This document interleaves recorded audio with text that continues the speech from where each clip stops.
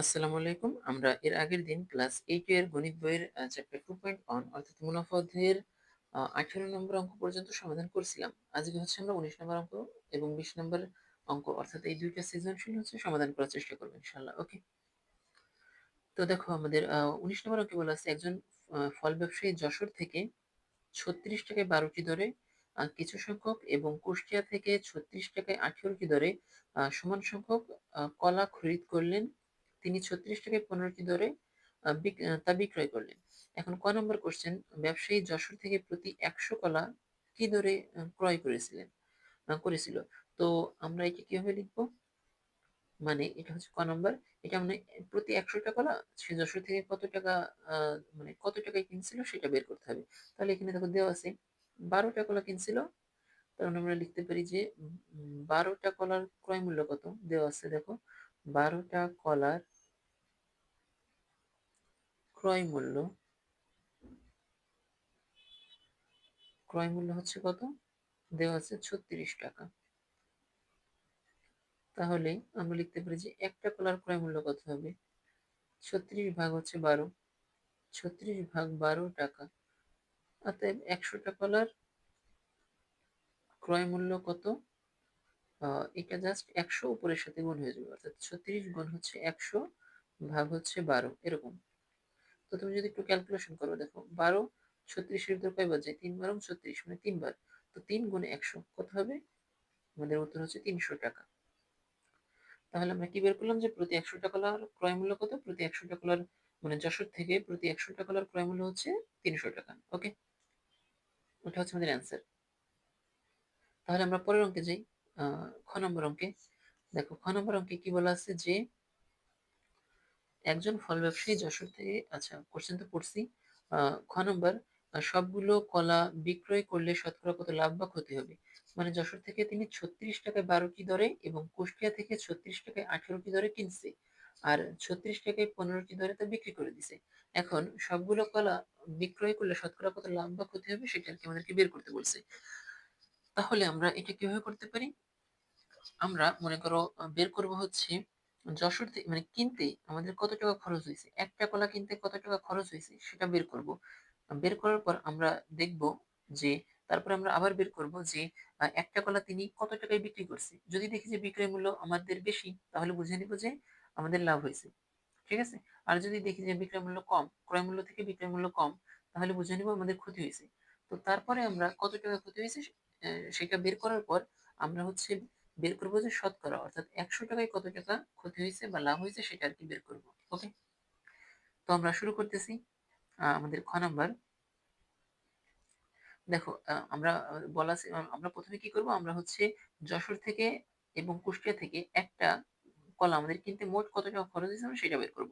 সেটা বের করার জন্য আমাদের বের করতে হবে প্রথমে যশোর থেকে একটা কলা কিনতে কত খরচ হয়েছে এবং কুষ্টিয়া থেকে একটা কলা কিনতে আমাদের কত টাকা খরচ হয়েছে, এটা হচ্ছে আলাদা আলাদা করে বের করে নিতে হবে। ওকে, তো আমরা চলো শুরু করি। তাহলে আমরা লিখি যে যশোর থেকে যশোর থেকে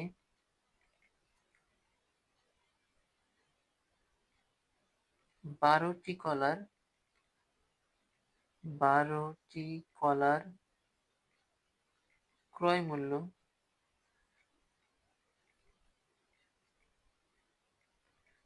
কত টাকা, 36 টাকা। তাহলে একটি কলার ক্রয় মূল্য কত হবে, 36 ভাগ হচ্ছে আমাদের 12 টাকা। তার মানে 3 টাকা, 3 বারং 36, তাহলে 3 টাকা হচ্ছে আমাদের কি যশোর থেকে একটি কলার ক্রয় মূল্য। ওকে, তো এরপর আমরা যদি কুষ্টিয়া থেকে বের করি যে কুষ্টিয়া থেকে কুষ্টিয়া থেকে আমরা কুষ্টিয়া থেকে কত বলা আছে, দেখো যে 18টা কলা কিনছে কুষ্টিয়া থেকে, তার মানে 18টি কলার ক্রয় মূল্য 18টি কলার ক্রয় মূল্য কত, 36 টাকা। আর অতএব একটি কলার ক্রয় মূল্য কত হবে, 36 ভাগ হচ্ছে 18 টাকা। তার মানে কত টাকা, সরি 12 লিখে ফেলছি, এখানে হবে হচ্ছে কত 36, সরি 36 ভাগ হচ্ছে 18, 36 ভাগ 18। তাহলে একটি কলার ক্রয় মূল্য কত হবে? ভাগ ভাগ যদি করি তাহলে বুঝতে পারতেছো 18 36কে দুইবার কাটা যায়, তার মানে দুইবার যায়, তার মানে হচ্ছে 2 টাকা।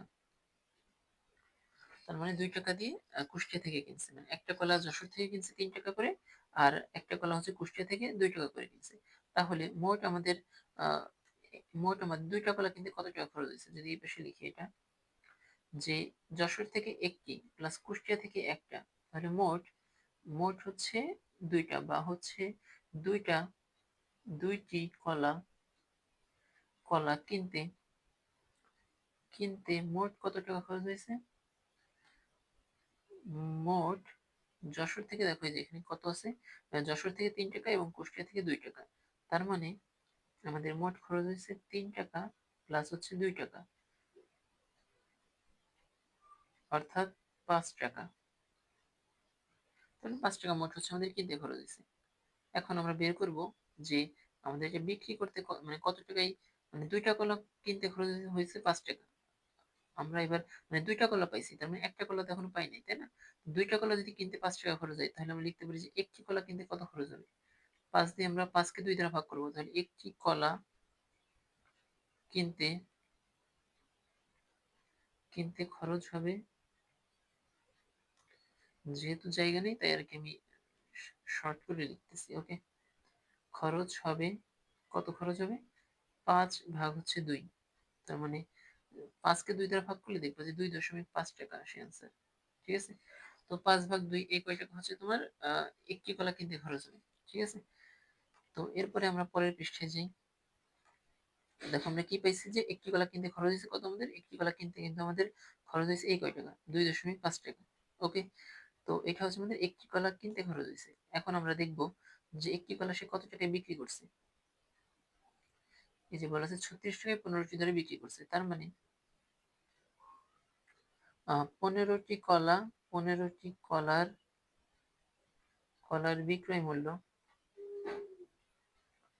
বিক্রয় মূল্য হচ্ছে কত? 36 টাকা। তার মানে অতএব একটি কলার বিক্রয় মূল্য কত? 36 ভাগ হচ্ছে 15, 36 ভাগ হচ্ছে 15 টাকা।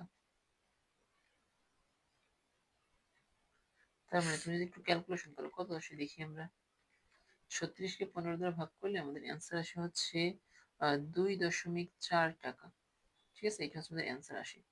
এখন তাহলে বুঝতেই পারতেছো আমাদের কেনা দাম কত পড়ছিল। আমাদের ওই একটু আগে মানে আগের পৃষ্ঠায় দেখছি যে এই যে এখানে দেখছি কেনা দাম হচ্ছে কত, 2.5 টাকা, আর বিক্রি করছি কত টাকায়? বিক্রি করছে হচ্ছে 2.4 টাকায়। তাহলে কি হবে, লাভ হবে না ক্ষতি হবে? তাহলে বুঝতেই পারতেছি ক্ষতি হবে, যেহেতু আমাদের কেনা দাম বেশি এবং বিক্রি করার দাম হচ্ছে কম। তাহলে লিখবো যে অতএব ক্ষতি হবে, যেহেতু জায়গা নিয়ে আমি সংক্ষেপে লিখলাম, ওকে। তো যেহেতু ক্ষতি হবে কত, 2.5 টাকা, এটা আমাদের কেনা দাম, আর এটা হচ্ছে আমাদের বিক্রয় করার দাম, তার মানে 2.4 টাকা, এত টাকা। তাহলে আমাদের ক্ষতি কত? ক্ষতির পরিমাণ হচ্ছে, পাশে লিখি, তাহলে ক্ষতির পরিমাণ হচ্ছে কত, বিয়োগ করে দেখবো 0.1 টাকা, মানে 0.1 টাকা আসে, 0.1 টাকা। ওকে, এত টাকা হয়েছে, ক্ষতি হয়েছে। তাহলে কি আমরা লিখতে পারি আমাদের কেনা দাম কত পড়ছিল? 2.5 টাকা, তাই না? এটা হচ্ছে আমাদের কেনা দাম পড়ছিল, তাই না? তো এখন তো এখন আমাদের আমরা লিখতে পারি এরকম যে 2.5 টাকায় ক্ষতি হয় 1 টাকা, 1 টাকা না, সরি, 0.1 টাকা, মানে এটা তো আমাদের ক্ষতি হয়েছে, তাই না? এই যে এত টাকা ক্ষতি হয়েছে, তো আমরা লিখতে পারি এত টাকায় ক্ষতি হয় হচ্ছে 0.1 টাকা। তাহলে 1 টাকায় কত ক্ষতি হবে? 1 টাকায় ক্ষতি হয় 0.1 কে আমরা ভাগ দেবো হচ্ছে কত, 2.5 দিয়ে, 2.5 টাকা।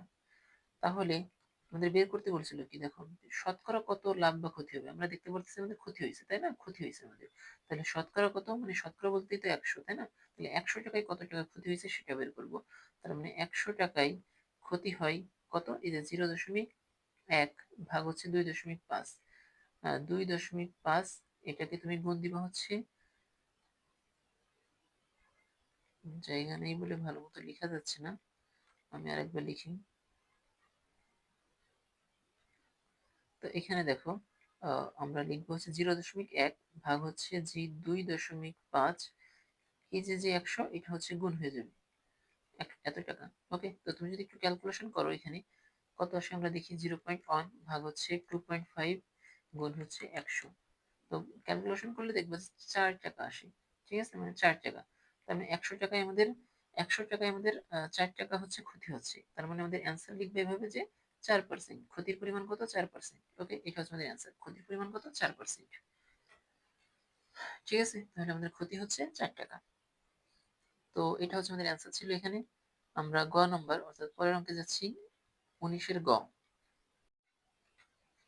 তাহলে আমাদের 19-এর গ নম্বর অঙ্কে কি বলছে দেখো, যে 25% লাভ করতে চাইলে প্রতি হালি কলা কি দামে বিক্রি করতে হবে, কি দরে বিক্রি করতে হবে। ঠিক আছে, তো উম, সে হচ্ছে 25% লাভ করতে চাচ্ছে। আমরা একটু আগে দেখছি কি তার 4% হচ্ছে ক্ষতি হচ্ছে, তাই না? তো আমরা এখানে কি বলছে, প্রতি হালি কলা, একটি কলা না কিন্তু প্রতি হালি কলা। তো আমরা জানি এরকম যে এক হালি এক হালি সমান কত, এক হালি সমান 4টি, তাই না? এটা তো আমরা জানি। তো দেখো, এটা হচ্ছে আমাদের গ নাম্বার। তো আমরা প্রথমেই ধরে নিব যে, মনে করো লিখবো এরকম যে ধরি ধরি ক্রয় মূল্য 100 টাকা। এটা ধরে নিচ্ছি, ক্রয় মূল্য 100 টাকা, এটা আমরা ধরে নিলাম। তো যদি ক্রয় মূল্য 100 টাকা হয় তাহলে 25% যদি লাভ করতে চাই তাহলে 25% লাভে ক্রয় মূল্য, মানে প্রতিটা কলার জন্য 25% লাভে ক্রয় মূল্য হওয়া উচিত 100 টাকা থেকে 25 টাকা বেশি, অর্থাৎ 100 যোগ হচ্ছে 25, তার মানে হচ্ছে 125 টাকা। এটা হওয়া উচিত, তাই না? তো আর আরেকটা জিনিস আমরা খ নম্বর থেকে পাইছি যে একটি কলা আমাদের কিনতে কত টাকা খরচ হয়েছে। আমরা খ নম্বর থেকে পাইছি হচ্ছে এরকম যে একটি কলা তুমি লিখে নিবা যে খ নং হতে পাই, যেহেতু জায়গা নেই এবং নিচে আরো অনেক কিছু লিখতে হবে, এই কারণে আমি উপরে লিখতেছি। ঠিক আছে, তো লিখে নিবা যে খ নং হতে পাই, যে আমি আমি বাংলা কথাটা লিখলাম না, তোমরা লিখে নিবা খ নং হতে পাই একটি কলার যে ক্রয় মূল্য সেটা হচ্ছে 2.5 টাকা। ঠিক আছে, এটা আমরা খ নং এ পাইছি। কোথায় পাইছি যদি দেখাই, তাহলে দেখো এই যে এখানে পাইছিলাম যে আহ একটি কলা হচ্ছে কিনতে যে কত খরচ হয়েছে ওইটাই তো তার ক্রয় মূল্য, তাই না? তো এটা হচ্ছে তার 2.5 টাকা হচ্ছে তার ক্রয় মূল্য। তো এটা আর কি এখানে একটু লিখে নিবা। তো যাই হোক, আমরা পরে যাই। পরে হচ্ছে আমরা কি এবার এখান থেকে লিখতে পারি এরকম, যে এটা কি তার, এটা তার বিক্রয় মূল্য, তাই না? তার ক্রয় মূল্য যদি 100 টাকা হয়, 25% লাভে তার বিক্রয় মূল্য হবে 125 টাকা। তাহলে আমরা এভাবে লিখতে পারি না যে যদি ক্রয় মূল্য, আচ্ছা যদি লিখে রাখবে না, ক্রয় মূল্য ক্রয় মূল্য 100 টাকা হলে 100 টাকা হলে বিক্রয় মূল্য বিক্রয় মূল্য কত? 125 টাকা। 125 টাকা, তাই না? এখন ক্রয় মূল্য যদি 1 টাকা হয় তখন বিক্রয় মূল্য কত হবে? 125 ভাগ হচ্ছে 100 টাকা, তাই তো? অতএব ক্রয় মূল্য, এই যে এখন আমরা এটা আমাদের কেনা দাম কত ছিল, অরিজিনাল কেনা দাম কত? 2.5 টাকা, তাই না? তো এখন ওইটা লিখবো যে যদি ক্রয় মূল্য আমাদের 2.5 টাকা হয় তাহলে বিক্রয় মূল্য কত হবে? 125 গুণ হচ্ছে 2.5 টাকা ভাগ হচ্ছে আমাদের যে 100 ছিল ওইটা। তো কত হয় আমি পাশে লিখে দিই। তো একটু ক্যালকুলেশন করি আমরা, 125 গুণ হচ্ছে 2.5 ভাগ হচ্ছে 100। তো ক্যালকুলেশন করলে তোমরা দেখতে পারবা এখানে অ্যান্সার আসে 25 ভাগ হচ্ছে 8, এত টাকা।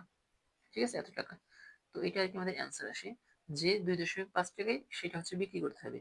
যদি 25% লাভ করতে চাই তাহলে হচ্ছে 25/8। তো তুমি যদি এটাকে দশমিকে নাও তাহলে দেখতে পারবা 3.125 এরকম আসে। তো যাই হোক, আমরা দশমিকে না নিলাম।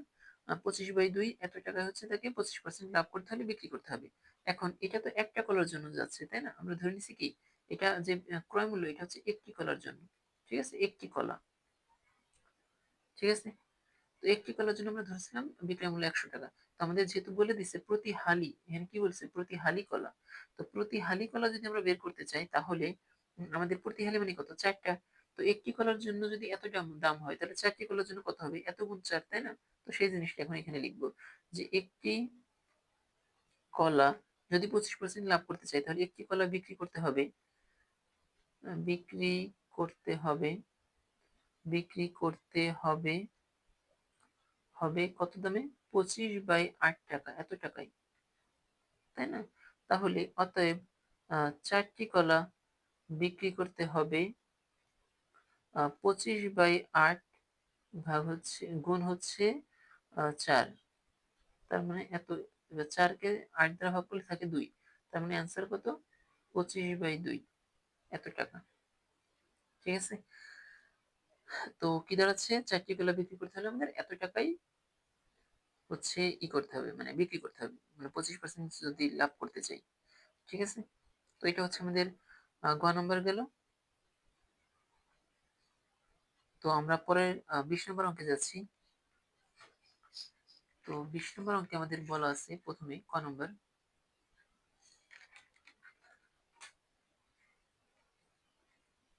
আর আরেকটা জিনিস সেটা হচ্ছে যদি এখানে তোমাদের বইয়ের সম্ভবত অ্যান্সার লিখে এরকম যে এটাকে 12 × 1/2 এভাবে লিখা।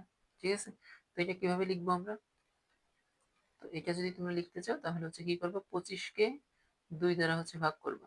ভাগ করলে মানে এটা অ্যান্সার রাখলেই হচ্ছে। তারপরে যদি এভাবে করে লিখতে চাও তাহলে 2, সরি 2 না, এখানে একবার যাবে তাহলে এখানে আসবে 2, 5কে নিচে নিয়ে আসলাম, মানে নর্মাল যে ভাগ, যে সে ভাগ করবা। তাহলে 2, 4, হাতে থেকে কত, নিচে থেকে কত, 1। তো এই একটাকে উপরে লিখবো, অর্থাৎ এই যে 12, এই 12-র পাশে উপরে লিখবা 1, আর যেটাতে ভাগ করছো সেটা লিখবা নিচে। তো হয়ে গেল আমাদের 12 × 1/2। ঠিক আছে, এটা আর কি বইয়ে মনে হয় এভাবে লেখা। তো যাই হোক, আমরা এভাবে রাখলেও হচ্ছে, এভাবে রাখলেও হচ্ছে, একভাবে রাখলেই হয়। ওকে, তো আমরা পরে যাচ্ছি আমাদের 20-এর ক, অর্থাৎ প্রতীকগুলোর বর্ণনা সহ মূলধন নির্ণয়ের সূত্রটি লিখো। তাহলে আমরা জানি এরকম যে আহ, আমরা জানি ক নম্বর মূলধন নির্ণয়ের সূত্র, আমরা জানি I is equal P N R, I is equal P N R. তো অতএব আমরা যদি পিটাকে এক পাশে রাখি আর এন আর যেহেতু গুণ অবস্থায় আছে সেগুলি কি হবে, ভাগ হবে, অর্থাৎ আই বাই এন আর। তো এরপরে আমরা লিখে নিব প্রতীকগুলো বর্ণনা, মানে পি এর পরিচয় কি, পি হচ্ছে আমাদের আসল, আসল বা মূলধন, এখানে যেহেতু মূলধন কথাটা লিখছি আমরা মূলধনে লিখি। পি ইজ ইকুয়াল হচ্ছে আমাদের মূলধন, মূলধন। তারপর হচ্ছে আমাদের এন কি, এন মানে হচ্ছে আমাদের সময়। তারপর আর হচ্ছে আমাদের কি, মুনাফার হার, মুনাফার হার। ওকে, এগুলো গেল। এখন খ নম্বর বলছে কি, মুনাফার হার নির্ণয় করো। কি কি দেওয়া আছে আমরা দেখি, কোশ্চেনটা পড়ি। কোনো আসল, কোনো আসল 3 বছরে মুনাফা সহ 28,000 টাকা এবং 5 বছরে সরল মুনাফা সহ 30,000 টাকা। ঠিক আছে, এখন আমাদের মুনাফার হার নির্ণয় করতে বলছে, কি বের করতে বলছে, মুনাফার হার কত এটা বের করতে হবে। তো আমরা এটা কিভাবে করতে পারি, আমরা আচ্ছা মনে করো খ নম্বর অঙ্ক নাম দিলাম। এবার দুইটা ক্ষেত্র আছে এখানে, এটা হচ্ছে আমাদের একটা ক্ষেত্র আর এটা হচ্ছে আমাদের আরেকটা ক্ষেত্র। ঠিক আছে, তো এটা এভাবে লিখবা যে প্রথম ক্ষেত্রে, এটাকে আমরা এভাবে লিখি যে প্রথম ক্ষেত্রে, আচ্ছা এটাকে এখানে না লিখে আমরা পরের পেজে করি। ঠিক আছে, এটাকে আমরা পরের পৃষ্ঠায় করি। তো খ নম্বর দেখো, এটাকে আমরা নাম দিলাম কি, প্রথম ক্ষেত্রে। এই অংশটুকু হচ্ছে আমাদের প্রথম ক্ষেত্র। ঠিক আছে, আর দ্বিতীয় ক্ষেত্র কোনটা, দ্বিতীয় ক্ষেত্র হচ্ছে মনে করো 5 বছরে সরল মুনাফা সহ 30,000 টাকা, এটা হচ্ছে আমাদের দ্বিতীয় ক্ষেত্র, দ্বিতীয় ক্ষেত্রে। তো এখন আমরা হচ্ছে কি করব, আমরা হচ্ছে কি দেওয়া আছে আমাদের, এন, যেটা এন এর মান দেওয়া আছে 3 বছর প্রথম ক্ষেত্রে। ঠিক আছে, মানে এই যে এখানে 3 বছর, এটা হচ্ছে আমাদের এন এর মান। তো সরল মুনাফা সহ, দেখো কোনো আসল, সে আসলটা কত আমাদেরকে বলে নাই, তো কোনো আসল 3 বছরে, সেই 3 বছর এন এর মান সেটা লিখছি। কোনো আসল 3 বছরের সরল মুনাফা সহ এত টাকা হয়েছে। ওকে, তো আমাদের কোনো আসল, সেই আসলটা কত আমাদেরকে বলে নাই, তো আমরা এখানে লিখবো এইভাবে যে ধরে নিলাম আসল ইজ ইকুয়াল পি। তো ধরে নিলাম আসল ইজ ইকুয়াল হচ্ছে পি, আমরা ধরে নিলাম এটা। এখন দেখো বলা আছে কোনো আসল সরল মুনাফা সহ 28,000 টাকা, তার মানে কি কোনো আসল, সেই আসলটা লিখলাম প্লাস সরল মুনাফা সহ, সেই সরল মুনাফা কত সেটাও তো আমরা জানি না, তাই না? তোমরা মনে করো এখানে লিখে নিবা যে আচ্ছা লিখার দরকার নেই, যেহেতু আমি জায়গা নেই, তোমরা লিখে নিবা আর কি, ঠিক আছে? তো কোনো আসল, সেই আসলটা লিখছি, সরল মুনাফা সহ মানে আসল এবং মুনাফা যোগ করলে আমাদের 28,000 টাকা পাওয়া যাবে, ঠিক আছে? তো আমরা লিখলাম যে শর্ত মতে আর কি, এটা আমাদেরকে বলা আছে, তাই না? আর দ্বিতীয় ক্ষেত্রে ওই একইভাবে কি বলা আছে যে 5 বছর, মানে এন এর মান দেওয়া আছে 5 বছর, এরপরে কি লেখা আছে 5 বছর, তারপরে সরল মুনাফা সহ 30,000 টাকা, তার মানে সেই আসল যোগ হচ্ছে সরল মুনাফা, সরল মুনাফা কত, আই ইজ ইকুয়াল কত হবে, 30,000 টাকা হবে, এটা আমাদেরকে বলে দিচ্ছে আমাদের শর্তে, ঠিক আছে, মানে কোশ্চেনে বলে দিচ্ছে। তো এখানে ওরকম ধরে নিবা যে ধরি আসল ইজ ইকুয়াল হচ্ছে পি, ঠিক আছে, আসল ইজ ইকুয়াল হচ্ছে পি, এটা ধরে নিবা। তো এরপরে এখান থেকে দুই জায়গায় একই কাজ করব আমরা, ঠিক আছে, দুই জায়গাতেই আমরা একই কাজ করব। পি ইজ ইকুয়াল আমরা ইজ ইকুয়াল না, পি প্লাস আমরা লিখতে পারি আই ইজ ইকুয়াল কি পি এন আর, তাই না, লিখতে পারি। তাহলে এখানে ছিল কত 28,000, তো সেই 28,000ই লিখলাম। এখন এইখান থেকে যদি আমরা পি কমন নিই, দুই জায়গাতেই পি আছে, তার মানে পি কমন নিলে আমাদের কি থাকে, পি কমন নিলে আমাদের থাকে হচ্ছে 1 প্লাস এন আর, তাই না, এরকম। তো এন আর ইজ ইকুয়াল হচ্ছে কত, 28,000।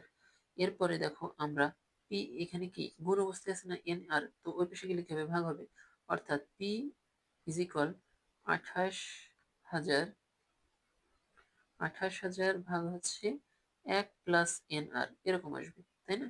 তো এরপরে সমান সমান দিয়ে এন এবং আর এর মান বসাবো, কিন্তু জায়গা নেই যেহেতু আমার এখানে, তো আমি এন এবং আর এর মান একবারে বসিয়ে দিচ্ছি। দেখো আর এর মান তো আমরা জানি না, তাই না? আর এর মান আমাদেরকে বলে দেয় নাই কোশ্চেনে, পড়ে দেখো বলে নাই, ওকে। তো বলা নেই বলতে কি আমাদের আর এর মান তো বেরই করতে হবে আমাদের, তাই না? আর এর মান আমাদের বের করতে হবে। তো আমরা এন এর মান তো জানি, এন এর মান হচ্ছে কত, 3 বছর, এখানে দেখো বলা আছে এন এর মান কত, 3 বছর। প্রথম ক্ষেত্রে এন এর মান 3 বছর, তো 3 লিখে দিলাম, আর কে আর এর মতোই রাখলাম। এরপরে এইখানে যদি ওই একই কাজ করি, পি কে পি এর মতো রাখলাম, আই কে হচ্ছে আই এর পরিবর্তে পি এন আর, সূত্র বসালাম ইজ ইকুয়াল 30,000। এরপরে পিটাকে পি এর মতো রাখলাম, 1 প্লাস এন আর, সেই এন আর কে এন আর এর মতো রাখলাম। এরপরে 30, 1, 2, 3, 4। এরপরে হচ্ছে কি, এরপরে হচ্ছে পি এর সাথে একটা গুণ অবস্থায় আছে, তো আমরা ওই পাশে গেলে কি হবে, ভাগ হবে, অর্থাৎ 30, 1, 2, 3 ভাগ হচ্ছে 1 প্লাস এন আর। ওকে, তো এর পরের লাইনে মান বসাবো, যেহেতু এখানেও জায়গার অভাব আমি একবারে লিখে দিচ্ছি। এন এর মান কত বসাবো আমরা, এন এর মান হচ্ছে এখানে হচ্ছে 5 বছর, ঠিক আছে, তো সেটা আমরা এখানে বসাই 5 আর। তো এখন এটা খেয়াল করো যে এখানে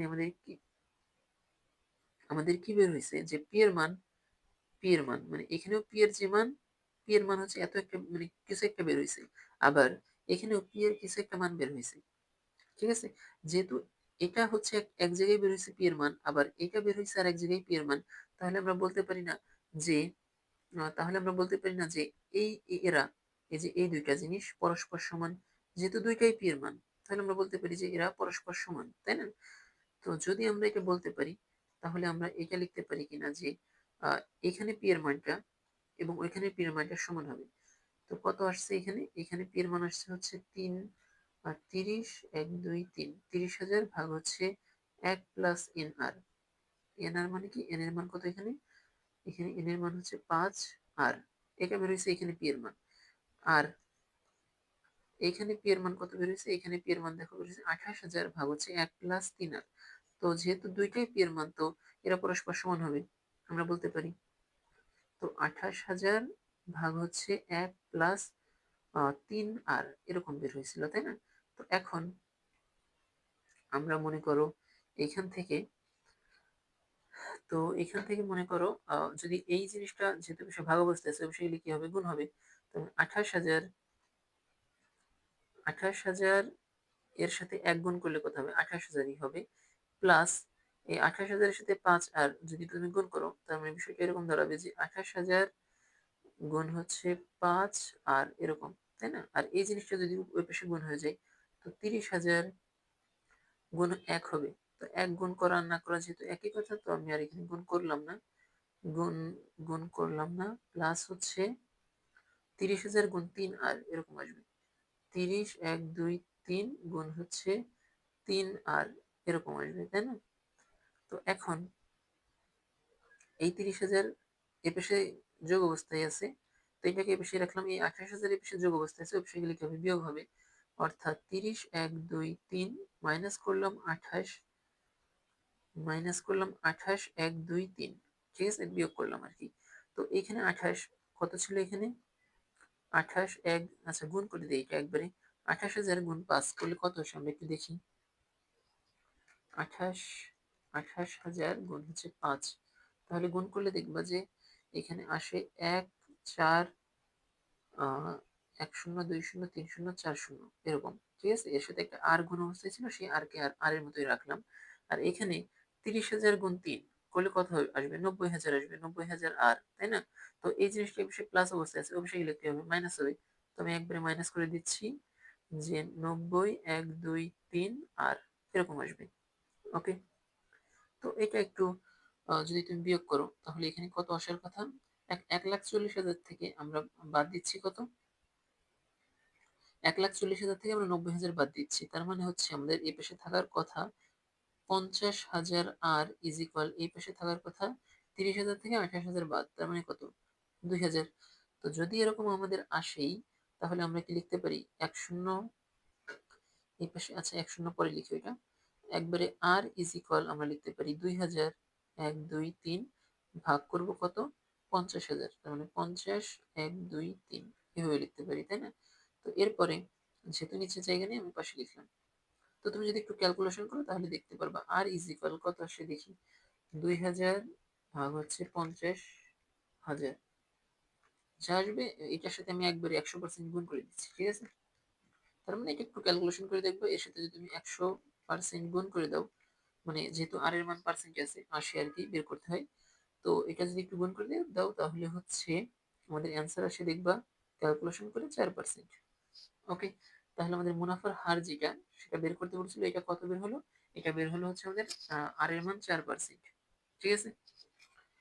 তো এটা বের হলো আমাদের আর এর মান। আমরা যদি এবার গ নম্বর একটু পড়ি, বলা আছে কি একই হারে, কোন হার? একই হার বলতে এই যে হার আমরা এইমাত্র বের করলাম, এই হারটা, ঠিক আছে? তো এই একই হারে ব্যাংকে কত টাকা জমা রাখলে 5 বছরে মুনাফা আসলে এত টাকা হবে। মানে তুমি এই হারে ব্যাংকে কোনো একটা নির্দিষ্ট পরিমাণ টাকা, কোনো একটা নির্দিষ্ট পরিমাণ টাকা, মানে কত টাকা আমরা জানি না, কোনো একটা নির্দিষ্ট পরিমাণ টাকা তুমি ব্যাংকে জমা রাখবা। আর 5 বছর পরে গিয়ে দেখবা যে মুনাফা এবং তুমি ব্যাংকে যেই টাকা আসল টাকা রাখছিলে, ওই মুনাফা এবং আসল টাকা মিলে 48,000 টাকা হয়ে যাবে, ঠিক আছে? তো এটা আর কি কত টাকা জমা রাখলে আর কি এই ঘটনা ঘটবে, সেই কত টাকার পরিমাণ, সেই টাকার পরিমাণটা বের করতে হবে। অর্থাৎ আমাদের আসল টাকা কত টাকা মূলধন তুমি ব্যাংকে রাখলে এই ঘটনা ঘটবে, সেটা বের করতে হবে। তো এর জন্য আমরা কি করব? আমরা হচ্ছে এর জন্য হচ্ছে আমরা পরের পৃষ্ঠায় করি। আমরা ধরে নিচ্ছি আমরা ব্যাংকে হচ্ছে কোন একটা টাকা রাখছি। তো এটা হচ্ছে গ নম্বর। তো তো কত টাকা ব্যাংকে রাখছি আমরা ধরলাম, মনে করো লিখবো এভাবে যে ধরি ব্যাংকে পি পরিমাণ টাকা আমরা রাখছি, ঠিক আছে? আমাদের আসল এত হচ্ছে আমাদের পি আসল, ঠিক আছে? মনে করো এত টাকা আমরা ব্যাংকে রাখলে এই ঘটনা ঘটবে, আমরা ধরে নিলাম। তো এরপরে হচ্ছে এন এর মান কত দেখো, 5 বছর দেওয়া আছে। আর মুনাফা এবং আসল যোগ করলে 48,000 হবে, এটা দেওয়া আছে। তো আমরা এন এর মান কত দেওয়া আছে সেটা লিখলাম, 5 বছর, 5 বছর। আর মুনাফা এবং আসল যোগ করলে 48,000 হবে। তার মানে মুনাফা যেটা, সেটা এবং আসল আমরা যদি যোগ করি, তাহলে 4,8,000 এত টাকা হবে। আর একই হারে, একই হার বলতে কোনটা? আগে যে একটু আগে যে মুনাফার হার বের করলাম, সেটা এখানে লিখি। কত বেড়েছে তুমি লিখে নিবা যে খ নং হতে পাই। ঠিক আছে, খ নং হতে পাই, এই যে আগের পৃষ্ঠায় আর এর মান বের হয়েছে 4%। ওকে, এটা লিখে নিবা যে খ নং হতে পাই, ব্র্যাকেট দিয়ে খ নং হতে পাই এটা লিখে নিবা। তো আমি কি লিখলাম না এটা। তো এখন দেখো আমরা কি এখানে আয়ের পরিবর্তে লিখতে পারি পিএনআর, এটা তো লিখতেই পারি তাই না। তো মানে পিএনআর আয়ের পরিবর্তে বসাইছি, পিটাকে পি এর মতোই রাখছি, এর বেশে 48,000 টাকা ওর মতোই রাখলাম। এখন এরপরে আমরা যদি পি কমন নেই তাহলে আমাদের কি থাকে, এন আর প্লাস হচ্ছে 1 ইজ ইকুয়াল 48,123। তো এরপরে আমাদের এই পি এর সাথে এটা গুণ অবস্থায় আছে, তো ওই পাশে গেলে কি হবে, ভাগ হবে। তার মানে 48,000 ভাগ হচ্ছে এন আর প্লাস হচ্ছে 1। তো এখন দেখো আমরা এই যেহেতু জায়গা নেই তাই আমি এখানে একটা দাগ দিয়ে এই পাশে লিখতেছি। তো দেখো আমাদের এন এর মান কি আমরা তো জানি তাই না, এন এর মান হচ্ছে 5 বছর এবং আর এর মান হচ্ছে 4 বছর, 4%, এটা হচ্ছে আমরা খ থেকে পাইছি। তো আমরা এখানে লিখি এবার, বা পি ইজ ইকুয়াল 48,123 ভাগ হচ্ছে এন, এন এর মান কত, এন এর মান হচ্ছে 5 বছর গুণ আর এর মান কত 4% প্লাস হচ্ছে 1। তো তুমি যদি একটু ক্যালকুলেশন করো তাহলে কত আসে দেখি, 48,000 ভাগ হচ্ছে 5 গুণ 4% প্লাস হচ্ছে 1। ওকে, তো তুমি যদি একটু ক্যালকুলেশন করো তাহলে দেখতে পারবে এখানে অ্যান্সার আসে হচ্ছে 40,000 এত টাকা।